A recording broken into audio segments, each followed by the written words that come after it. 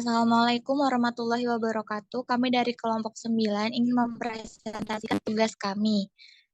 Saya ingin memperkenalkan anggota dari kelompok 9, yaitu yang pertama ada Muhammad Rizky Andrianto, yang kedua ada Maharani Liantiza, yang ketiga ada Nabila Pratama Handini, yang ketiga Triska Lorenzi, dan kelima Berlin Berliandersan. Apa saja yang membedakan antara sel manusia dan sel bakteri? Sel manusia berada dalam satu kelompok dan tidak terisolasi. Sel manusia bergantung pada sel lain yang untuk bertahan hidup. Sedangkan bakteri, sel terisolasi dan mandiri. Ia bertahan hidup dengan individu dan sendirinya. Kemudian ada dinding sel. Dinding sel memiliki pada manusia jembatan sitoplasma hadir yang membantu transportasi antar sel di antara sel-sel tetangga. Pada bakteri tidak ada jembatan sitoplasma karena hanya ada satu sel. Kemudian ada bentuk sel. Bentuk sel pada manusia hanya berbentuk bulat atau oval.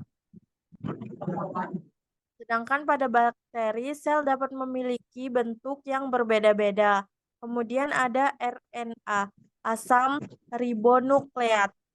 Pada manusia, tipe 80-an dengan subunit 60-an dan 40-an. Sedangkan pada bakteri, tipe 70-an dengan subunit tipe 50-an dan 30-an.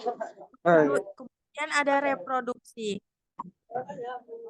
Reproduksi pada manusia hanya reproduksi seksual.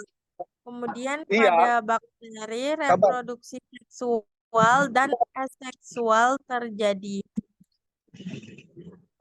Selanjutnya ada pembelahan sel terjadi dengan cara pada manusia semua sel mengalami mitosis, hanya sel telur dan sperma yang terbentuk melalui meiosis, sementara sel saraf tidak pernah membelah.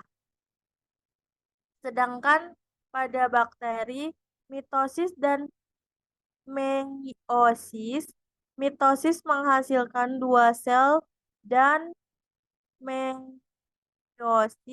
menghasilkan sel bulu. Kemudian ada pergerakan.